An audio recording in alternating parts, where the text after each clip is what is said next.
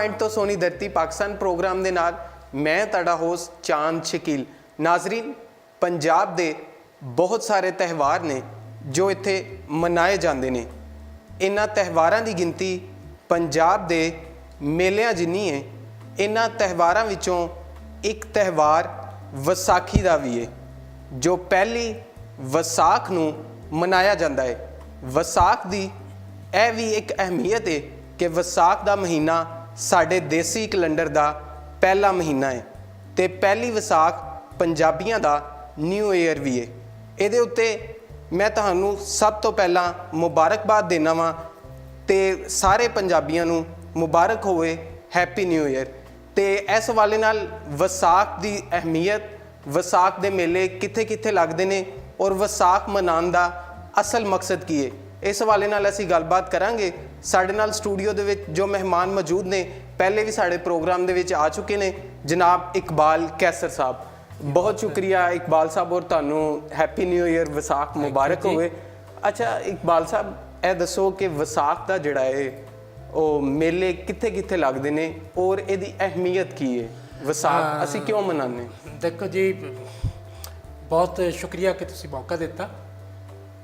ਕਹਿੰਦੇ ਨੇ ਕਿ ਲੋਕਾਂ ਮਨਾਣੀ ਵਿਸਾਖੀ, ਲੋਕਾਂ ਵੇਖਣਾ ਵਿਸਾਖੀ ਵਾਲਾ ਮੇਲਾ ਤੇ ਅਸਾਂ ਤੇਰੀ ਤੋਰ ਵੇਖ ਲਈ। ਵਾਹ ਵਾਹ ਵਾਹ ਵਾਹ। ਇਸ ਵਿਸਾਖ ਦੀ ਜਿਹੜੀ ਅਹਿਮੀਅਤ ਹੈ, ਇੱਕ ਪਾਸੇ ਤੇ ਜਿਵੇਂ ਤੁਸੀਂ ਦੱਸਿਆ ਕਿ ਪੰਜਾਬ ਦੇ ਦੇਸੀ ਕੈਲੰਡਰ ਦਾ ਪਹਿਲਾ ਮਹੀਨਾ, ਉਹਦਾ ਪਹਿਲਾ ਦਿਨ, ਔਰ ਹੈਪੀ ਨਿਊ ਈਅਰ ਮੇਰੇ ਵੱਲੋਂ ਵੀ ਦੁਨੀਆ ਭਰ ਵਿੱਚ ਵਸ ਰਿਹਾ ਸਾਰੇ ਪੰਜਾਬੀਆਂ ਨੂੰ ਇਸ ਨਵੇਂ ਸਾਲ ਦੀ ਲੱਖਾਂ ਕਰੋੜਾਂ ਮੁਬਾਰਕਾਂ ਹੋਣ।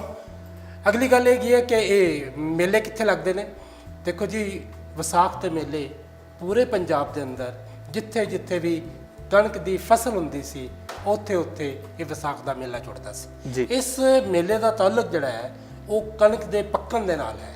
ਕਣਕ ਕਿਉਂਕਿ ਪੰਜਾਬ ਦਾ ਸਭ ਤੋਂ ਵੱਡੀ ਫਸਲ ਹੈ, ਔਰ ਇਹ ਜਦੋਂ ਪੱਕ ਕੇ ਤਿਆਰ ਹੁੰਦੀ ਹੈ ਤੇ ਉਸ ਵਕਤ ਇਹਦੇ ਪੱਕਣ ਦੇ ਉੱਤੇ ਇੱਕ ਖੁਸ਼ੀ ਦਾ ਇਜ਼ਹਾਰ ਕੀਤਾ ਜਾਂਦਾ ਹੈ।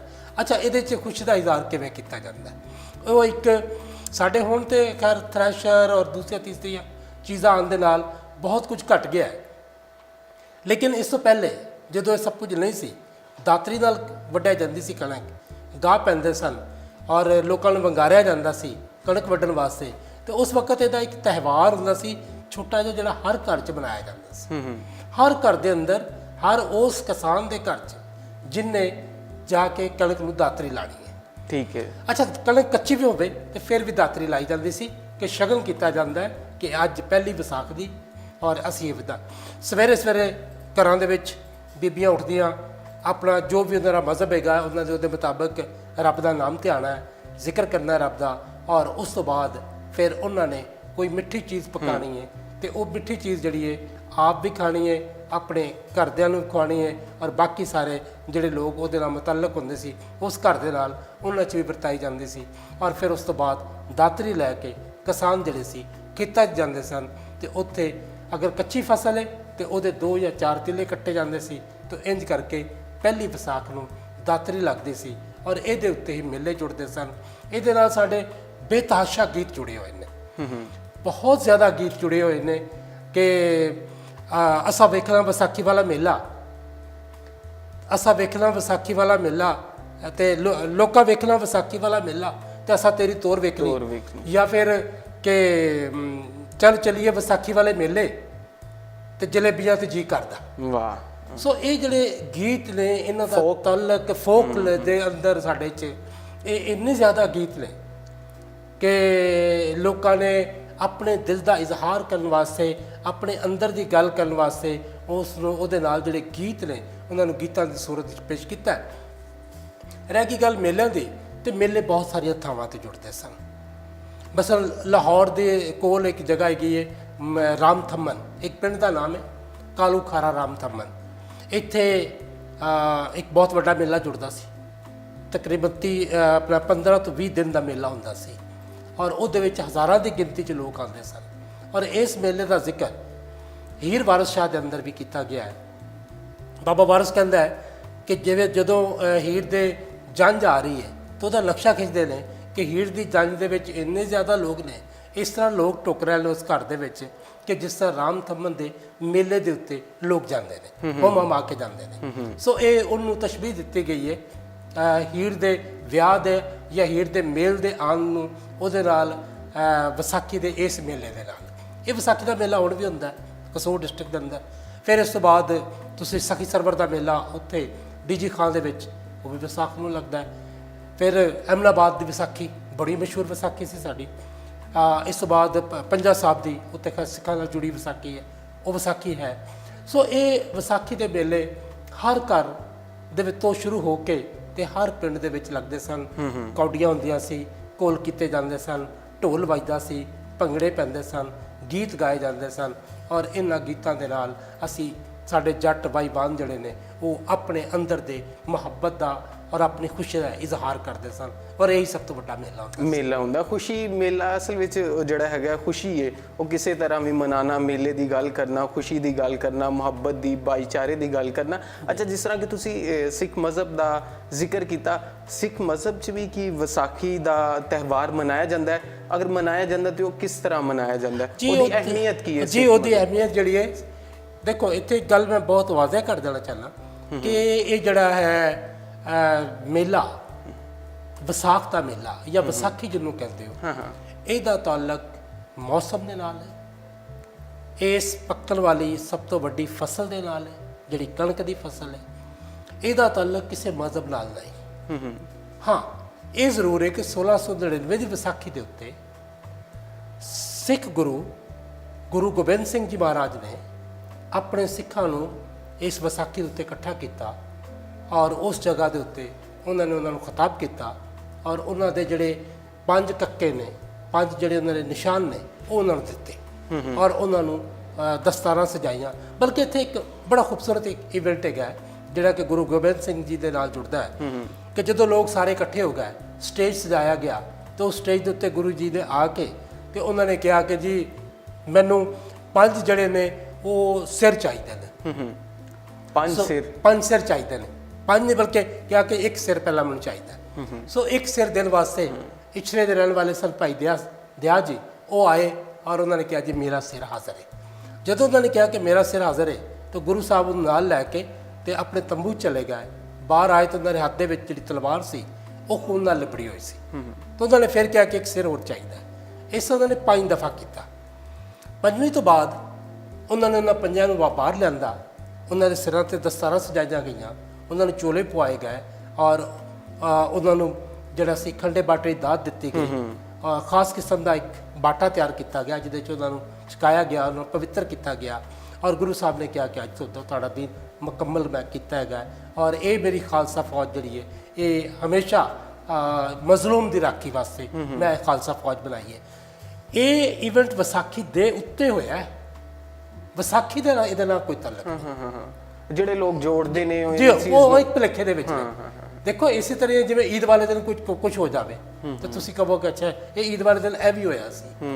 ਸੋ ਇਹ ਇੱਕ ਜਿਹੜਾ ਵਿਸਾਖੀ ਦਾ ਮੇਲਾ ਹੈਗਾ, ਉਸ ਮੇਲੇ ਦੇ ਉੱਤੇ ਇਹ ਵੀ ਇੱਕ ਵਾਕਿਆ ਹੋਇਆ ਜੋ ਇਸ ਤਰੀਕੇ ਦੇ ਨਾਲ ਇਸ ਵਿਸਾਖੀ ਦੇ ਇਸ ਦਿਨ ਨੂੰ ਖਾਲਸੇ ਦਾ ਜਨਮ ਦਿਨ ਵੀ ਕਿਹਾ ਜਾਂਦਾ ਹੈ। ਠੀਕ। ਔਰ ਖਾਲਸੇ ਦਾ ਜਨਮ ਦਿਨ ਦੇ ਤੌਰ ਤੇ ਉਹ ਮਨਾਉਂਦੇ ਨੇ। ਉਹ ਵਿਸਾਖੀ ਵਾਲੇ ਦਿਨ ਹੋਇਆ ਸੀ 1699 ਨੂੰ, ਇਸ ਵਾਸਤੇ ਉਹਦਾ ਤਾਲੁਕ ਇਸ ਦਿਨ ਦੇ ਨਾਲ ਜੁੜ ਗਿਆ, ਨਾ ਕਿ ਵਿਸਾਖੀ ਦੇ ਨਾਲ। ਵਿਸਾਖੀ ਦਾ ਤਾਲੁਕ ਮੌਸਮ ਔਰ ਵਿਸਾਖੀ ਦਾ ਤਾਲੁਕ ਉਸ ਕਣਕ ਦੇ ਨਾਲ ਹੈ ਜਿਹੜੀ ਪੱਕਦੀ ਹੈ, ਜਵਾਨ ਹੁੰਦੀ ਹੈ, ਪੱਕਦੀ ਹੈ, ਕੱਟੀ ਜਾਂਦੀ ਹੈ ਔਰ ਵਾਹੀਵਾਨ ਕਿਸਾਨ ਦੇ ਘਰ ਆਉਂਦੀ ਹੈ ਔਰ ਉਹ ਖੁਸ਼ੀ 'ਚ ਗੀਤ ਗਾਉਂਦਾ ਹੈ, ਨੱਚਦਾ ਹੈ, ਭੰਗੜੇ ਪਾਉਂਦਾ ਹੈ, ਖੁਸ਼ੀ ਦਾ ਇਜ਼ਹਾਰ ਕਰਦਾ ਹੈ। ਅੱਛਾ ਇਕਬਾਲ ਸਾਹਿਬ, ਇਹ ਤਾਂ ਤੁਸੀਂ ਸਿੱਖ ਮਜ਼ਹਬ ਬਾਰੇ ਜਾਂ ਉਹਦੀ ਅਹਿਮੀਅਤ ਬਾਰੇ, ਵਿਸਾਖੀ ਦੀ ਜਿਹੜੀ ਉਹਨਾਂ ਦੇ ਕਰੀਬ ਤੁਸੀਂ ਪਰਵਾਂ ਚਾਨਣ ਪਾਇਆ। ਇਸ ਤੋਂ ਇਲਾਵਾ ਜਿਹੜੇ ਵਿਸਾਖੀ ਦੇ ਮੌਕੇ ਉੱਤੇ ਬਹੁਤ ਵੱਡੇ ਜਿਹੜੇ ਨੇ ਸਿਆਸੀ ਵਾਕਿਆਤ ਵੀ ਹੋਏ, ਉਹ ਜ਼ਰਾ ਦੱਸੋਗੇ ਉਹ ਕੀ ਸਨ? ਹਾਂ, ਦੇਖੋ ਜੀ ਇਹਦੇ 'ਚ ਇਹ ਸਾਡੇ ਬਲਕਿ ਹਿੰਦੁਸਤਾਨ ਦੀ ਔਰ ਪਾਕਿਸਤਾਨ ਦੀ ਆਜ਼ਾਦੀ ਦਾ ਜਿਹੜਾ ਪਹਿਲਾ ਨੀਂਹ ਪੱਥਰ ਹੈ, ਉਹ ਮੈਂ ਸਮਝਦਾ ਕਿ ਉਹ ਵਿਸਾਖੀ ਵਾਲੇ ਦਿਨ ਰੱਖਿਆ ਗਿਆ। ਔਰ ਉਹ ਵਾਕਿਆ ਸੀ ਜਿਹੜਾ ਜਲਿਆਂਵਾਲੇ ਬਾਗ ਦੇ ਵਿੱਚ ਹੋਇਆ। ਜਲਿਆਂਵਾਲੇ ਬਾਗ ਦੇ ਅੰਦਰ ਜਦੋਂ ਕਿ ਬ੍ਰਿਟਿਸ਼ ਨੇ ਇੱਥੇ ਪਾਬੰਦੀ ਲਾਈ ਹੋਈ ਸੀ ਕਿ ਤੁਸੀਂ ਦਫਾ 44 ਨਾਫਜ਼ ਕੀਤੀ ਹੋਈ ਸੀ ਕਿ 2 ਬੰਦੇ ਇਕੱਠੇ ਨਹੀਂ ਹੋ ਸਕਦੇ, ਤਾਂ 4 ਦੀਵਾਰੀ ਤੋਂ ਬਾਹਰ। ਸੋ ਉਹਦੇ ਵਾਸਤੇ ਇੱਥੇ ਜਲਸਾ ਕੀਤਾ ਗਿਆ। ਉਸ ਜਲਸੇ ਦੇ ਵਿੱਚ ਅੰਮ੍ਰਿਤਸਰ ਦੇ ਅੰਦਰ ਜਲਿਆਂਵਾਲੇ ਬਾਗ ਦੇ ਵਿੱਚ। ਉਹਦੇ ਵਿੱਚ ਜਿਹੜੇ ਸੀ ਉਹ ਬਹੁਤ ਸਾਰੇ ਲੋਕ ਇਕੱਠੇ ਹੋਏ, ਸੈਂਕੜਿਆਂ ਦੀ ਗਿਣਤੀ 'ਚ। ਉਹਦੇ 'ਚ ਮੁਸਲਮਾਨ ਵੀ ਸਨ, ਹਿੰਦੂ ਵੀ ਸਨ, ਉਹਦੇ 'ਚ ਜਿਹੜਾ ਸੀ ਸਿੱਖ ਵੀ ਸਨ, ਔਰ ਸਭ ਤੋਂ ਵੱਡੀ ਗੱਲ ਹੈ ਕਿ ਸਾਰੇ ਪੰਜਾਬੀ ਇਕੱਠੇ ਹੋਏ ਉੱਥੇ। ਔਰ ਪੰਜਾਬੀਆਂ ਨੇ ਉੱਥੇ ਰਲ ਕੇ ਇਹ ਜਿਵੇਂ ਕਿ ਪਹਿਲਾਂ ਮਨਾਉਂਦੇ ਸਨ ਉਸ ਵਿਸਾਖੀ ਮਨਾਉਣ ਦਾ ਪ੍ਰੋਗਰਾਮ ਕੀਤਾ। ਇਸ ਮੌਕੇ ਦੇ ਉੱਤੇ ਕਚਲੂ ਸਾਹਿਬ ਨੇ ਤਕਰੀਰ ਕਰਨੀ ਸੀ, ਸੋ ਉਹਨਾਂ ਨੇ ਤੇ ਉਹ ਤਕਰੀਰ ਵਾਸਤੇ ਵੀ ਆਉਣਾ ਸੀ, ਉਹਨਾਂ ਨੇ ਲੋਕਾਂ ਨੇ ਤਕਰੀਰ ਵੀ ਸੁਣਨੀ ਸੀ। ਲੇਕਿਨ ਇਹ ਇੱਕ ਸਿਆਸੀ ਇਵੈਂਟ ਵੀ ਜ਼ਰੂਰ ਸੀ। ਇਹਦੇ ਉੱਤੇ ਜਨਰਲ ਡਾਇਰ ਨੇ ਗੁੱਸਾ ਖਾ ਕੇ ਕਿ ਜੀ ਜਿਹੜੀ ਇਹਨਾਂ ਨੇ ਇੱਕ ਨਵੀਂ ਤਰ੍ਹਾਂ ਕੱਢ ਲਈ ਕਿ ਚਾਰ ਦੀਵਾਰੀ ਦੇ ਅੰਦਰ ਬਾਗ ਦੇ ਵਿੱਚ ਸਾਡੇ ਖਿਲਾਫ ਇੱਥੇ ਜਲਸਾ ਕਰਨਗੇ, ਇਹ ਮੈਂ ਨਹੀਂ ਹੋਣ ਦੇਵਾਂਗਾ। ਸੋ ਜਨਰਲ ਡਾਇਰ ਨੇ ਉਸ ਬਾਗ ਦਾ ਇੱਕ ਦਰਵਾਜ਼ਾ ਜਿਹੜਾ ਸੀ ਉਹਨੂੰ ਰੋਕ ਲਿਆ, ਬੰਦ ਕੀਤਾ, ਉੱਤੇ ਆਪਣੀ ਫੌਜਾਂ ਲਿਆ ਕੇ ਖੜੀਆਂ ਕਰ ਦਿੱਤੀਆਂ ਤੇ ਉਹਨਾਂ ਨੇ ਮਾਸੂਮ ਲੋਕਾਂ ਦੇ ਉੱਤੇ ਗੋਲੀ ਚਲਾ ਦਿੱਤੀ। ਜਦੋਂ ਕਿ ਉਹਨਾਂ ਨੂੰ ਵਾਰਨਿੰਗ ਦਿੱਤੀ ਉਹਨਾਂ ਨੇ ਕਿ ਤੁਸੀਂ 3 ਮਿੰਟ ਜਾਂ 4 ਮਿੰਟ ਦੇ ਅੰਦਰ ਅੰਦਰ ਪੂਰਾ ਬਾਗ ਵਿਹਲਾ ਕਰ ਦਿਓ। ਉਹ ਦਰਵਾਜ਼ਾ ਜਿਹਦੇ ਵਿੱਚ ਲੋਕਾਂ ਨੇ ਨਿਕਲਣਾ ਸੀ ਉਹਦੇ ਉੱਤੇ ਫੌਜ ਲੈ ਕੇ ਜਨਰਲ ਡਾਇਰ ਖੁਦ ਖਲੋਤਾ ਆਇਆ ਸੀ। ਗੋਲੀ ਚੱਲੀ, ਸੈਂਕੜੇ ਲੋਕ ਮਾਰੇ ਗਏ, ਉਹਦੇ ਵਿੱਚ ਸ਼ਹੀਦ ਹੋਏ, ਔਰ ਉਹਨਾਂ ਸ਼ਹੀਦਾਂ ਦੇ ਖੂਨ ਦੇ ਵਿੱਚੋਂ ਇੱਕ ਨਵਾਂ ਇਨਕਲਾਬ ਫੁੱਟਿਆ। ਪੰਜਾਬੀਆਂ ਨੇ ਇਸ ਖਿੱਤੇ ਦੀ ਆਜ਼ਾਦੀ ਦਾ ਭਰਪੂਰ ਤੇ ਵੱਡਾ ਨਾਰਾ ਉੱਥੇ ਲਾਇਆ। ਉਹ ਇਸ ਸੀ ਕਿ ਇਸੇ ਹੀ ਖੂਨ ਦੇ ਵਿੱਚੋਂ ਇੱਕ ਬੱਚੇ ਨੇ ਜਨਮ ਲਿਆ। ਬੱਚਾ ਛੋਟਾ ਸੀ, ਉਹਦਾ ਪਿਓ ਇੱਥੇ ਮਾਰਿਆ ਗਿਆ, ਸ਼ਹੀਦ ਹੋਇਆ, ਔਰ ਉਸ ਤੋਂ ਬਾਅਦ ਉਹ ਬੱਚਾ ਥੋੜ੍ਹਾ ਜਵਾਨ ਹੋਇਆ। ਉਹਨੂੰ ਪਤਾ ਚੱਲਿਆ ਕਿ ਇੱਥੋਂ ਦੇ ਧਰਤੀ ਦੇ ਲੋਕਾਂ ਦੇ ਨਾਲ ਕੀ ਜ਼ੁਲਮ ਹੋਇਆ। ਤਾਂ ਉਹਨੇ ਥੋੜ੍ਹਾ ਜਿਹਾ ਵੱਡਾ ਹੋ ਕੇ ਤਾਂ ਉਹਨੇ ਆਪਣੇ ਦਿਲ ਦੇ ਅੰਦਰ ਸਥਾਨ ਇੱਕ ਗੱਲ ਬਣਾ ਲਈ ਕਿ ਮੈਂ ਇਹਨਾਂ ਸ਼ਹੀਦਾਂ ਦੇ ਖੂਨ ਦਾ ਬਦਲਾ ਲੈਣਾ ਹੈ। ਇੱਥੇ ਗੱਲ ਬੜੀ ਵਾਜ਼ਿਹ ਰਹਿਣੀ ਚਾਹੀਦੀ ਹੈ ਕਿ ਉਸ ਵਕਤ ਸਾਰੇ ਪੰਜਾਬੀ ਸਨ ਉੱਥੇ, ਔਰ ਉਹ ਪੰਜਾਬੀ ਉਹ ਸਨ ਜਿਹੜੇ ਮਜ਼ਹਬ ਦੇ ਤੌਰ 'ਤੇ ਹਿੰਦੂ ਵੀ ਸਨ, ਸਿੱਖ ਵੀ ਸਨ, ਔਰ ਮੁਸਲਮਾਨ ਵੀ ਸਨ। ਉਹਨਾਂ ਨੇ ਇੱਥੇ ਇਹਨਾਂ ਸਾਰੇ ਮਜ਼ਹਬ ਆਪਣੇ ਆਪਣੇ, ਲੇਕਿਨ ਸਾਰੇ ਪੰਜਾਬੀ ਸਨ, ਇਸ ਖਿੱਤੇ ਦੇ ਲੋਕ ਸਨ, ਔਰ ਉਹਨਾਂ ਨੇ ਆਪਣਾ ਖੂਨ ਦਿੱਤਾ। ਸੋ ਉਹ ਬੱਚਾ ਜਿਹੜਾ ਸੀ ਇੱਥੋਂ ਗਿਆ ਇੰਗਲੈਂਡ ਜਾ ਕੇ ਉਹਨੇ ਨੌਕਰੀ ਕੀਤੀ, ਬਾਈਬਲ ਪੜ੍ਹੀ, ਬਾਕੀ ਉਹਨੇ ਆਪਣੀ ਦਾੜੀ ਕੇਸ ਵਗੈਰਾ ਮਨਵਾਏ, ਔਰ ਉੱਥੇ ਜਾ ਕੇ ਉਹਨੇ ਨੌਕਰੀ ਕਰਕੇ ਤੇ ਫਿਰ ਉੱਥੇ ਜਨਰਲ ਐਡਵਾਈਰ ਵਾਸਤੇ ਇੱਕ ਸਟੇਜ ਸਜਾਇਆ ਗਿਆ ਜਿੱਥੇ ਉਹਨੂੰ ਮੈਡਲ ਦਿੱਤਾ ਜਾਣਾ ਸੀ ਇਸ ਵਾਕਿਏ ਦੇ ਉੱਤੇ ਕਿ ਉਹਨੇ ਬਹੁਤ ਸਾਰੇ ਲੋਕਾਂ ਨੂੰ ਮਾਰਿਆ ਉੱਥੇ, ਔਰ ਬਰਤਾਨੀਆ ਦੀ ਜਿਹੜੀ ਹੈ ਉਹਦਾ ਤਾਕਤ ਦਾ ਮੁਜ਼ਾਹਰਾ ਕੀਤਾ, ਔਰ ਉਹਨੂੰ ਸ਼ਾਬਾਸ਼ ਦਿੱਤੀ ਜਾ ਰਹੀ ਸੀ। ਉਸ ਹਾਲ ਦੇ ਅੰਦਰ ਉਸ ਬੱਚੇ ਨੇ ਜਿਹੜਾ ਆਪਣੇ ਖੂਨ ਦੇ ਬਦਲਾ ਲੈਣ ਵਾਸਤੇ ਗਿਆ ਸੀ, ਉਹਨੇ ਜਨਰਲ ਡਾਇਰ ਦੇ ਉੱਤੇ ਗੋਲੀ ਚਲਾਈ ਔਰ ਉਹਨੂੰ ਲੰਡਨ ਦੇ ਵਿੱਚ ਮਾਰ ਦਿੱਤਾ। ਅੱਜ ਵੀ ਉਹ ਹਾਲ ਮੌਜੂਦ ਹੈ, ਔਰ ਪੰਜਾਬੀਆਂ ਦੀ ਇੱਕ ਬਹੁਤ ਵੱਡੀ ਯਾਦਗਾਰ ਲੰਡਨ ਦੇ ਵਿੱਚ ਮੌਜੂਦ ਹੈ ਕਿ ਉਹਨਾਂ ਨੇ ਆਪਣੇ ਇਹਨਾਂ ਸ਼ਹੀਦਾਂ ਦੇ ਖੂਨ ਦਾ ਬਦਲਾ ਲਿਆ। ਜਦੋਂ ਬੰਦਾ ਗ੍ਰਿਫਤਾਰ ਹੋਇਆ ਤੇ ਫਿਰ ਉਹਨੂੰ ਜਦੋਂ ਪੁੱਛਿਆ ਗਿਆ ਤੂੰ ਕੌਣ ਹੈ, ਤੇਰਾ ਨਾਂ ਕੀ ਹੈ, ਤਾਂ ਉਸ ਬੰਦੇ ਨੇ ਜੋ ਨਾਮ ਦਿਆ ਉਹ ਨਾਮ ਤਾਰੀਖ ਦਾ ਹਿੱਸਾ ਬਣ ਗਿਆ, ਔਰ ਇਸੇ ਦੇ ਤਹਿਤ ਮੁਕੱਦਮਾ ਚੱਲਿਆ, ਔਰ ਉਹ ਨਾਮ ਬਹੁਤ ਅਹਿਮੀਅਤ ਦਾ ਹਾਮਲ ਹੈ। ਉਹਦੇ ਅੰਦਰ ਇੱਕ ਪੂਰੀ ਸਿਆਸੀ ਸੂਝ ਔਰ ਜਿਹੜੀ ਹੈ ਨਾ ਉਹ ਮੌਜੂਦ ਹੈ, ਔਰ ਪੰਜਾਬੀਆਂ ਦੀ ਜਿਹੜੀ ਸੋਚ ਸੀ ਆਪਣੀ ਧਰਤੀ ਬਾਰੇ, ਆਪਣੇ ਲੋਕਾਂ ਦੇ ਬਾਰੇ 'ਚ, ਉਹ ਵੀ ਇਹਦੇ 'ਚ ਮੌਜੂਦ ਹੈ। ਤੇ ਉਹ ਨਾਮ ਸੀ ਉਹਦਾ ਰਾਮ ਮੁਹੰਮਦ ਸਿੰਘ ਆਜ਼ਾਦ। ਰਾਮ ਮੁਹੰਮਦ ਸਿੰਘ ਆਜ਼ਾਦ, ਇਹ ਉਹਨੇ ਆਪਣਾ ਨਾਮ ਦੱਸਿਆ। ਇਹਦੇ ਤਹਿਤ ਹੀ ਕੇਸ ਚੱਲਿਆ, ਔਰ ਉਸ ਬੰਦੇ ਨੇ ਫਿਰ ਇਹ ਵੀ ਕਿਹਾ ਜਾਂਦਾ ਹੈਗਾ ਕਿ ਜੀ ਉਹਨੇ ਹੀਰ ਵਾਰਿਸ ਸ਼ਾਹ ਦੇ ਉੱਤੇ ਆਪਣੀ ਕਸਮ ਖਾਧੀ ਕਿ ਮੈਂ ਜੋ ਕਵਾਂਗਾ ਸੱਚ ਕਵਾਂਗਾ, ਸੱਚ ਦੇ ਸਿਵਾ ਕੁਝ ਨਹੀਂ ਕਵਾਂਗਾ। ਸੋ ਇਹ ਜਿਹੜੇ ਸਾਡੇ ਸ਼ਹੀਦ ਨੇ ਜਿਨ੍ਹਾਂ ਨੇ ਆਜ਼ਾਦੀ ਦੀ ਬੁਨਿਆਦ ਰੱਖੀ, ਇਹ 13 ਅਪ੍ਰੈਲ ਜਿਹੜੇ ਸੀ 13 ਅਪ੍ਰੈਲ ਦਾ ਦਿਨ ਸੀ, ਔਰ ਵਿਸਾਖੀ ਵਾਲਾ ਦਿਨ ਸੀ, ਉਹਦੇ ਉੱਤੇ ਇਹ ਹੋਇਆ। ਔਰ ਇਸ ਤਰੀਕੇ ਦੇ ਨਾਲ ਇਹ ਹਿੰਦੁਸਤਾਨ, ਪੂਰੇ ਹਿੰਦੁਸਤਾਨ ਦੀ ਆਜ਼ਾਦੀ ਦਾ ਉਹ ਪਹਿਲਾ ਦਿਨ ਜਿਹੜਾ ਸੀ ਉਹ ਮੁਕਰਰ ਹੋਇਆ। ਇਸ ਤਰ੍ਹਾਂ ਸੀ ਇਹਨੂੰ, ਇਸ ਬਹੁਤ ਵੱਡਾ ਸਿਆਸੀ ਇਵੈਂਟ ਸੀ ਇਸ ਸਰਜ਼ਮੀਨ ਦੇ ਉੱਤੇ। ਇੱਥੇ 13 ਅਪ੍ਰੈਲ 1919 ਇਹ ਇੱਕ ਐਸਾ ਦਿਨ ਸੀ ਜਿਸ ਦਿਨ ਇਸ ਕਤਲੇਆਮ ਤੋਂ ਬਾਅਦ ਔਰ ਇਹ ਸਾਰੇ ਵਾਕਿਆਤ ਤੋਂ ਬਾਅਦ ਬ੍ਰਿਟਿਸ਼ ਨੇ ਵੀ ਸੋਚ ਲਿਆ ਕਿ ਹੁਣ ਅਸੀਂ ਇੱਥੇ ਨਹੀਂ ਰਹਿ ਸਕਦੇ। ਅੱਛਾ, ਇਹਦੇ ਉੱਤੇ ਇੱਕ ਫਿਰ ਥੋੜੀ ਜਿਹੀ ਗੱਲ ਅੱਗੇ ਵਧੀ, ਛੋਟੀ ਗੱਲ ਨਹੀਂ ਸੀ। ਹਾਂ, ਲੇਕਿਨ ਮੈਂ ਇਕਬਾਲ ਸਾਹਿਬ ਇਹ ਤੇ ਹੋ ਗਿਆ ਸਿਆਸੀ, ਤੁਸੀਂ ਜਿਹੜਾ ਇਵੈਂਟ, ਮੈਂ ਚਾਹਾਂਗਾ ਥੋੜਾ ਜਿਹਾ ਵਿਸਾਖੀ ਬਾਰੇ ਅਗਰ ਅਸੀਂ ਗੱਲ ਕਰੀਏ। ਜੀ ਮੈਂ ਉਹੀ ਅੱਜ ਦੇ ਦੌਰ ਦੇ ਵਿੱਚ ਵਿਸਾਖੀ ਕਿਸ ਤਰ੍ਹਾਂ ਮਨਾਈ ਜਾ ਰਹੀ, ਜਾਂ ਜਿਸ ਤਰ੍ਹਾਂ ਤੁਸੀਂ ਜੀ ਮੈਂ ਉਧਰ ਵੀ ਆਉਣਾ, ਲੇਕਿਨ ਇੱਥੇ ਬੜੀ ਛੋਟੀ ਜਿਹੀ ਮੈਂ ਅਹਿਮ ਗੱਲ ਕਰਨਾ ਚਾਹੁੰਦਾ ਕਿ ਇਸ ਮੌਕੇ ਦੇ ਉੱਤੇ ਜਿਹੜਾ ਸੀ ਨਾ ਕੁਝ ਸ਼ਹਿਰਾਂ 'ਚ ਕਰਫਿਊ ਲਾ ਦਿੱਤਾ ਗਿਆ। 13 ਅਪ੍ਰੈਲ 1919 ਤੋਂ ਬਾਅਦ ਕੁਝ ਸ਼ਹਿਰਾਂ 'ਚ ਕਰਫਿਊ ਲੱਗਾ, ਜਿਨ੍ਹਾਂ ਵਿੱਚ ਕਸੂਰ, ਲਾਹੌਰ, ਗੁਜਰਾਂਵਾਲਾ ਔਰ ਅੰਮ੍ਰਿਤਸਰ ਸ਼ਾਮਲ ਸਨ। ਇਹ ਪਹਿਲਾ ਮੌਕਾ ਸੀ ਕਿ ਹਿੰਦੁਸਤਾਨ ਦੇ ਅੰਦਰ ਉਸ ਵਕਤ ਕਿਤੇ ਕਰਫਿਊ ਲੱਗਾ। ਔਰ ਫਿਰ ਗੁਜਰਾਂਵਾਲੇ ਦੇ ਅੰਦਰ ਜਿਹੜਾ ਸੀ ਉਹ ਬ੍ਰਿਟਿਸ਼ ਫੌਜ ਨੇ, ਸਰਕਾਰ ਨੇ ਲੋਕਾਂ ਦੇ ਉੱਤੇ ਜਹਾਜ਼ਾਂ ਦੇ ਨਾਲ ਸ਼ੈਲਿੰਗ ਕੀਤੀ।